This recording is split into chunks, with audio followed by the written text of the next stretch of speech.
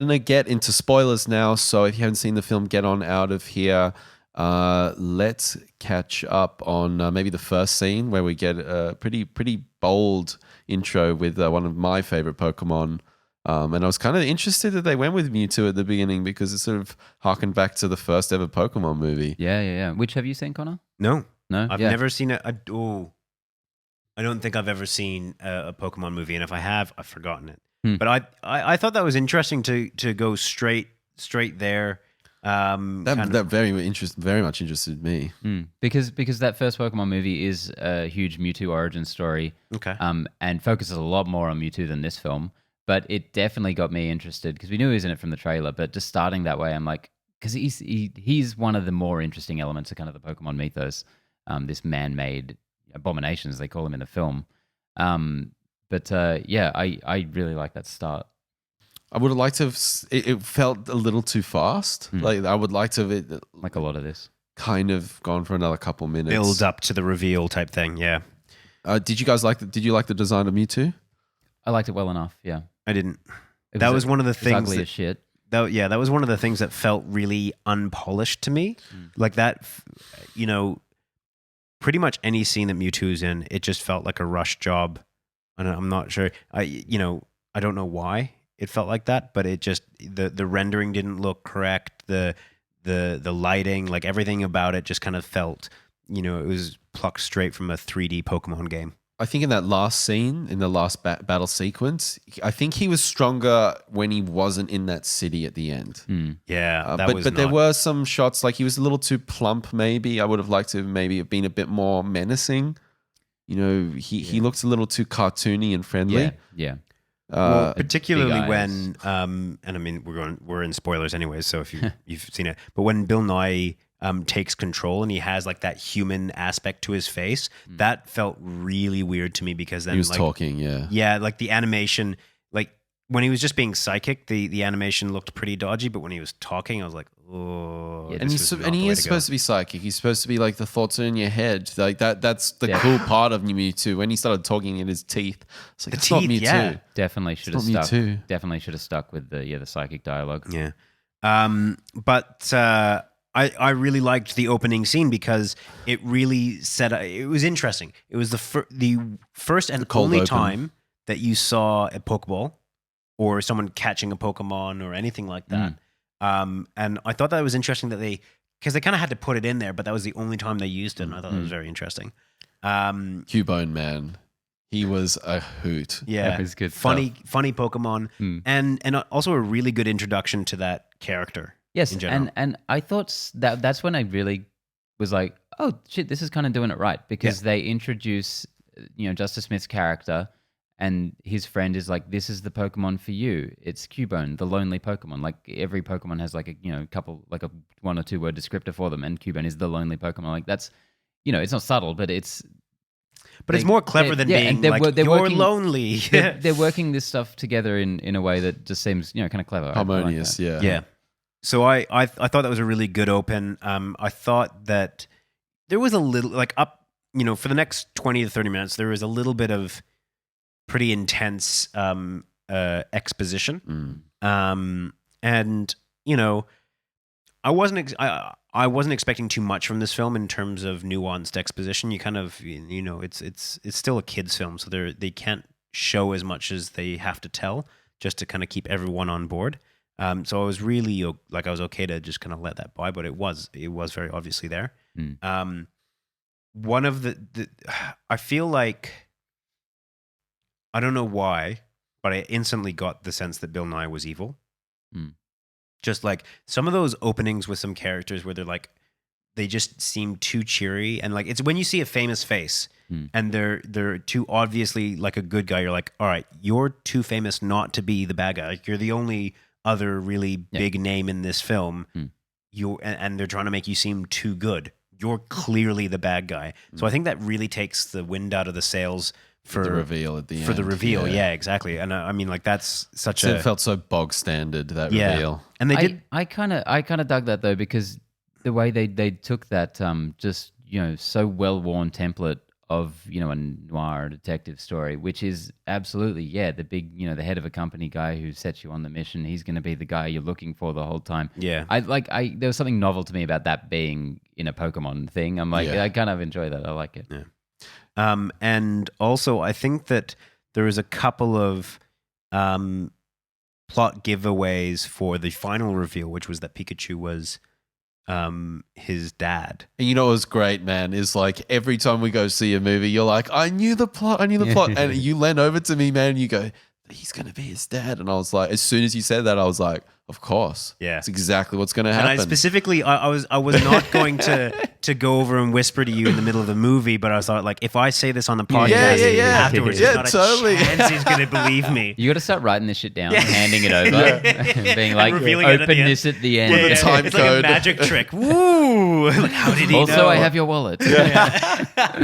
But yeah, I just felt like there was nothing It was in pretty it. telegraphed, wasn't it? Yeah, and I think that, you know, a lot of people are just like, oh, it's just a reveal. It's kind of fun and all that. But I'm like, if you're going to go for that angle, like if you're going to go for a reveal, I think that there should be, I think it should be harder to figure out.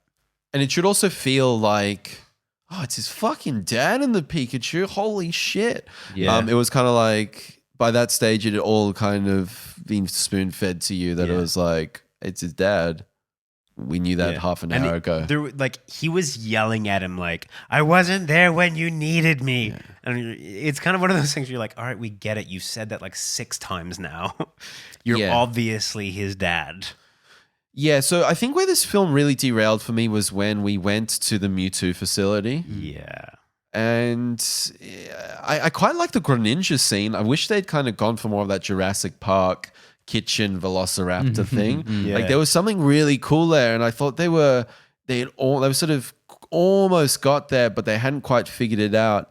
But then, you know, then we had the big scene with the giant turtles, and I was sort of started going, okay, so here we go. Here's the undoing. That was the real kind of moment where I was like, oh, this movie went from like slowly kind of declining with my interest to like plummeting, because it went from this kind of contained noir story to full-on CG nightmare. And so I was a kaiju film with a budget that does not support kaiju. Yeah, and I was like, why are you making this bizarre decision to have this scene in the middle of this movie? It is like I was so bored at that moment. And where at what stage have there been Pokemon that big? Like what was the like? Yes, they were experimenting on the Pokemon, and there's some artistic liberty there, but it just didn't feel right. I like the concept to a degree of like Mountain Torterra, sure, but it feels like a very odd inclusion and kind of a world-breaking one. It's like, how does any of this work now? Like they're in the middle of like hundreds of kilometers of Torterra. How many people died just then? That's exactly what I was thinking. Like farmhouses. What? No one happened to notice mountains sprout out of nowhere. Like how long have those things been there? Like they obviously haven't been growing these things over millennia. That's been like in the last, I don't know, 50 years or something. So suddenly there's entire mountain ranges that no one noticed. Can you catch them? Yeah, in a Pokeball, and then suddenly there's a massive crater on Earth. I mean, I know that's being super nitpicky, but I was just like, this seems really like just not well thought out, and I didn't like the concept of it being that big. Like, I don't know. I don't think it is being nitpicky, man, because it's like they established some rules, and I felt like that went against the rules, and it didn't feel natural for where the story was going. Yeah, there was another bit in this bit where you had the most epic groan, Connor, and I was like, I had exactly the same feeling. It was I think like Ben shushed me at one point when Pikachu was like, "I'm not good enough for you." Or, what did he say? What happened in that bit? Like he was like, I wasn't there for you when you needed me. Like it was something like that. Yeah, and it just felt like the most generic, by the numbers dialogue and plot sequencing that felt very sort of. What's the word I'm looking for? Just like convenient by the numbers. Yeah. I know exactly when Ben shushed me, because I think I didn't even notice that I was groaning until he did this. But there was at the very end where someone asked the Mewtwo, can you fix this? And he's like, I will reverse everything that has been done. And I must have let out like an audible groan, because it just felt like far too It went for like convenient. 15 seconds. You were the Did most it really? audible person I've ever gone to a movie with. I But I mean, I like, gotta stop that sitting was- next to you. It was so that, I mean, the entire last 20 minutes was painful, but that in particular, it felt so convenient. Like It was all completely inconsequential. yeah, the use of Mewtwo in this was just kind of like it felt like a get out of jail free card at any and every moment. Like there was no consequence, there was no kind of limit, there was no, and then that's what I really loved about the first half, is that it felt contained. It felt like there was consequences. His dad is dead.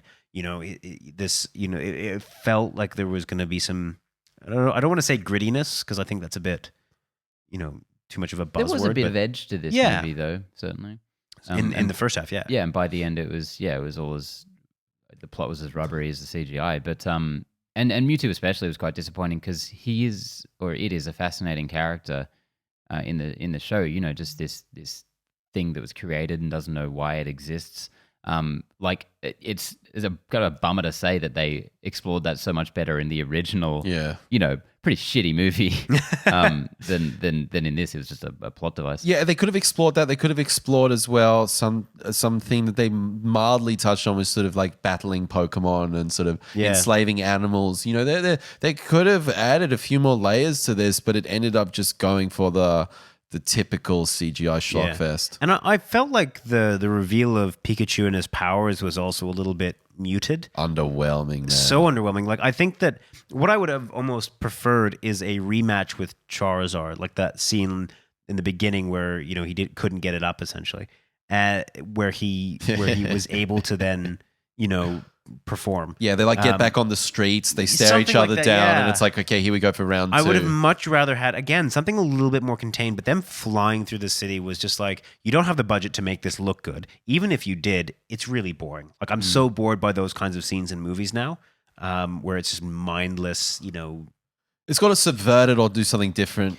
Exactly, Like Shazam did that with the subversion of some of those generic plot things. This movie was reminding me a lot of Shazam in the first half, in terms of just itself and how much I was enjoying it. But on those lines, one thing I really did enjoy was the Ditto henchman. Oh, yeah. Which was... creepy, man.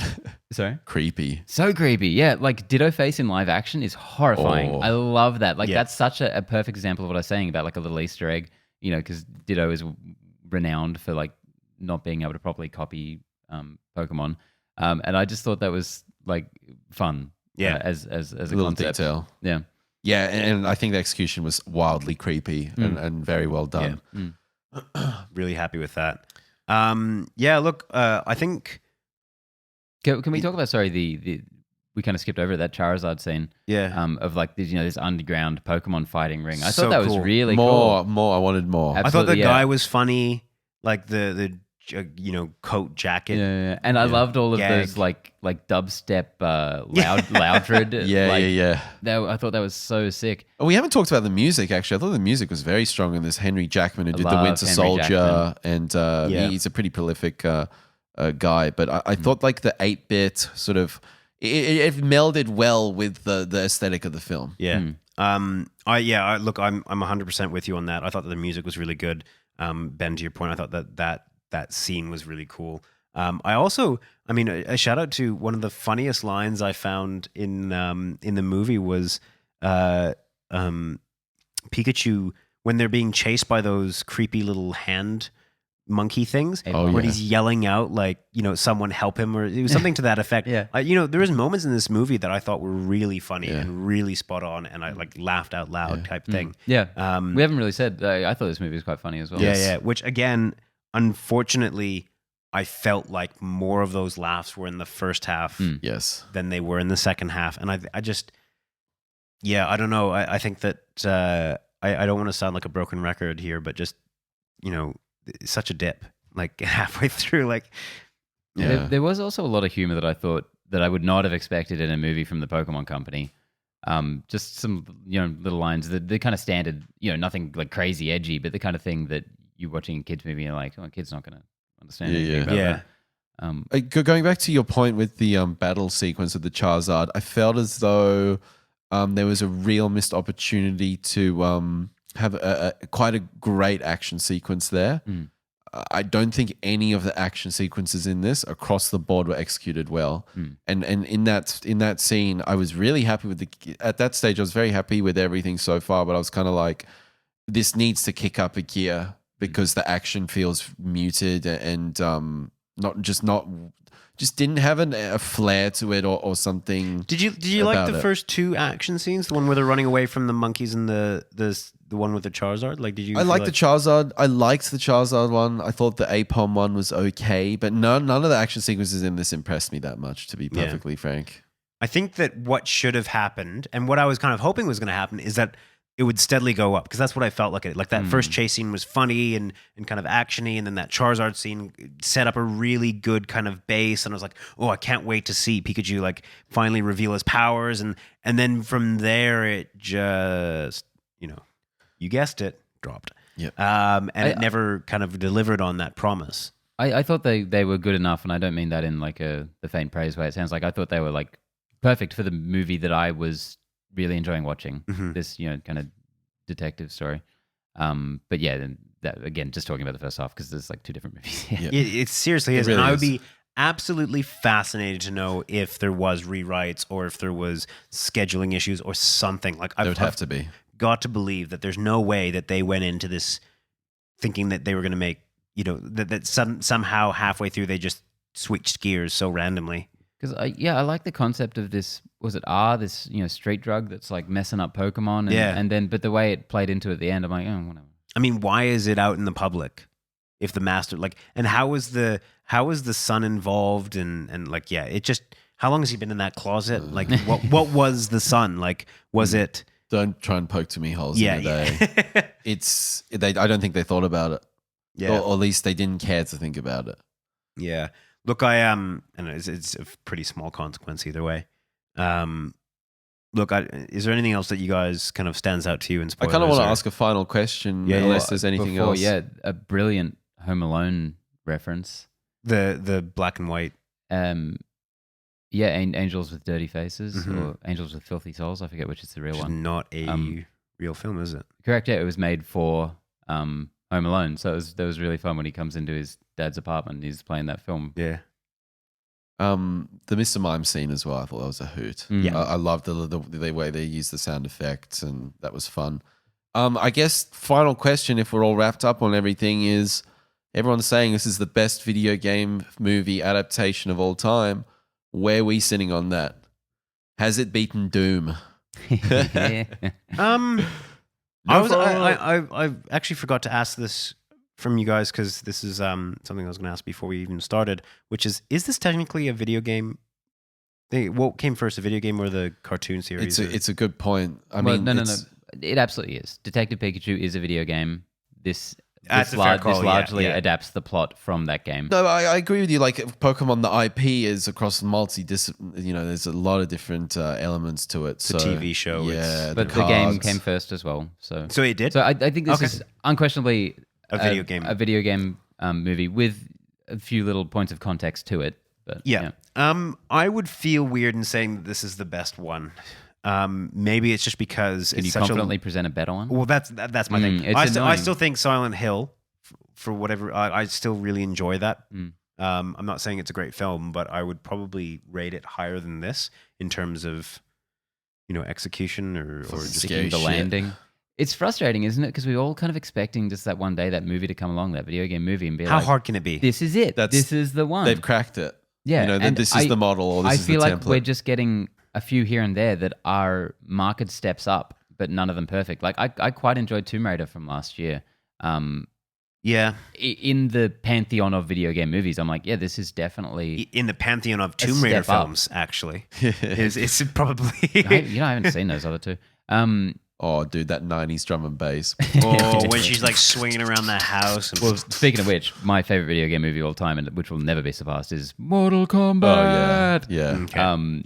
And not just ironically, like I think Paul W. Anderson is a great, terrible movie maker. They could come out with the Godfather of video game movies, and you would like if your top pick is Mortal Kombat, that would not surpass your top pick. Like that's a very distinct choice. That being said, I would like to sit on this movie maybe watch it again, even or most of it. I think this could be it I think so. for now. Yeah. I think it's not there, as you said. We don't have the blueprints for the ultimate way to adapt a video game franchise, but this is definitely a really strong step in the right direction. Yeah, and I unlike think so many of them, it was not at all hamstrung by the mechanics of the video games Yeah. that so many of them are. Surprisingly, everything wasn't in squares. I thought that might have been a funny thing to do in the opening scene, but they, I think that this is pretty high up there. I mean, in principle, it's certainly better than Sonic, and I haven't even seen Sonic yet. So, And better than Assassin's Creed? yeah.